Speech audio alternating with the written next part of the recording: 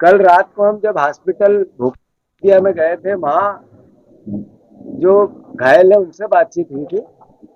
मोटे तौर पे 500 से 600 कर्मचारी मजदूर मध्य प्रदेश के गरीब निवासी वहां काम करते थे।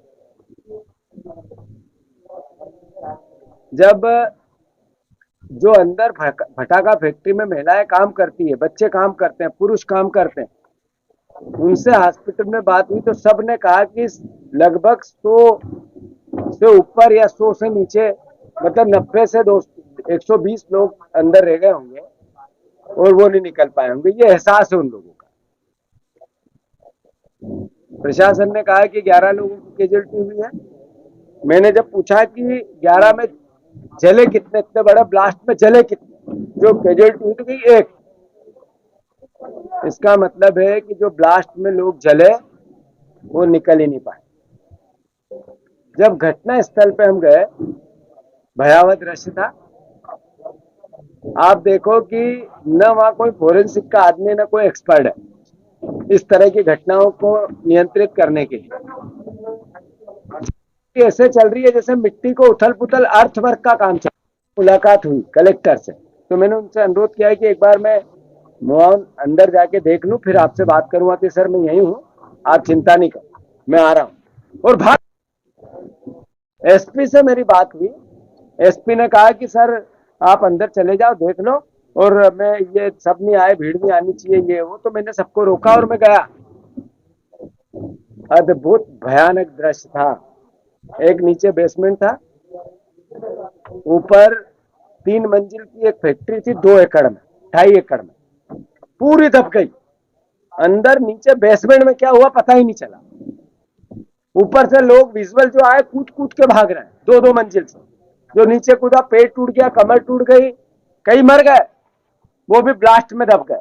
जो 2 मंजिल ऊपर से कूदेगा, सब भाग रहे हैं। उस परिस्थिति में नीचे जो ब्लास्ट हुआ बाद में, तो वो जो पैर जिसका टूट गया, जो चल नहीं पाया, जो भाग रहा था, वो वहीं स्वाह हो गया। जब पूरी कहानी की भयावहता देखकर मैंने फिर डीएम से बात करने की कोशिश की। डीएम यहाँ घटना स्थल से भाग चुके थे, जहां रेस्क्यू चल रहा है।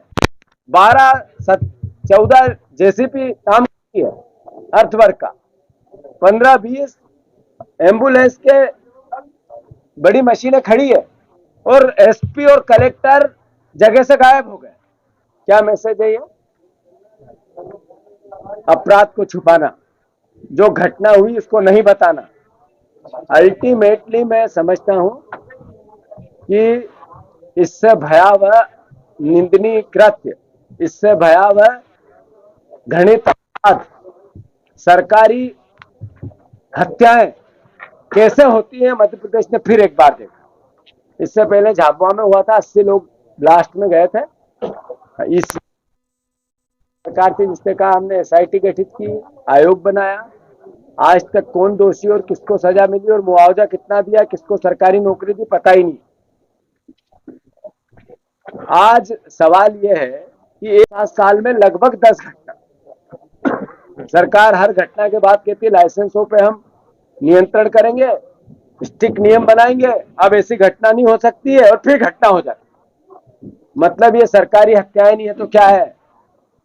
और दूसरा, मैं फिर इस घटना को लेके प्रशासन से अनुरोध करना चाहता हूं, सरकार को आगाह करना चाहता हूं। कांग्रेस विपक्ष की पार्टी है, उसकी जवाबदेही है।